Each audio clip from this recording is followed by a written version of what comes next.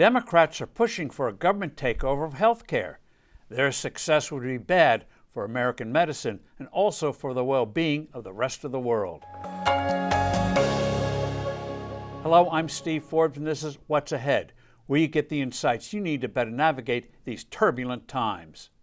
Democrats want a government-controlled health care system like you have in most countries today. They've tried to sugarcoat their goal with monikers lines like single payer or Medicare for all, but such overt attempts have faltered.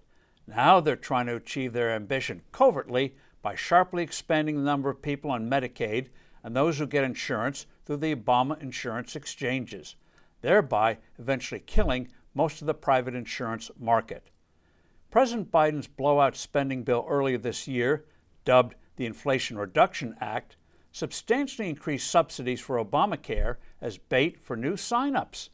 The administration has taken a number of other steps to expand eligibility and subsidies for Obamacare. Nearly 3 million more people are getting help this year than last year. During COVID, Medicaid eligibility standards were sharply eased and enrollment surged. This easing was supposed to be temporary, lasting only for the duration of the COVID emergency. But even though the president has declared the pandemic is over, the emergency declaration remains, and so does the Medicaid temporary surge. Helping Biden's covert takeover is that smaller businesses who had provided private insurance for their employees can no longer bear this burden because of the rising expenses from inflation. Financially stressed, they find it irresistible to have workers go on the Obama exchanges since premiums there are so artificially cheap. Medicaid, a federal and state program that provides health insurance for people with low incomes, has the unique distinction of being hugely expensive and, because of its absurdly low reimbursement rates for providers, rendering subpar care for its beneficiaries. Despite serious financial and quality problems, Medicaid continues to grow. South Dakota just passed a referendum allowing tens of thousands of people to sign up who previously didn't qualify. Medicaid costs are running $800 billion a year with no end in sight.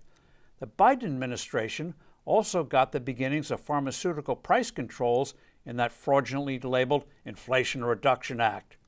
Republicans can and must reverse the surreptitious government takeover. Europe and others have demonstrated that government domination suffocates innovation. Price controls kill the incentive to spend the vast amounts of risk capital needed to develop new medicines and devices.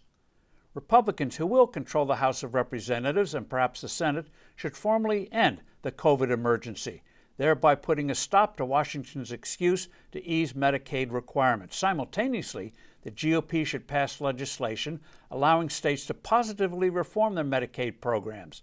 One reform would be to allow beneficiaries to have their own personal Medicaid accounts, where a portion of Medicaid outlays would be deposited. Then patients, not bureaucrats, would control the money. This would vastly improve health care access and quality and at a lower cost.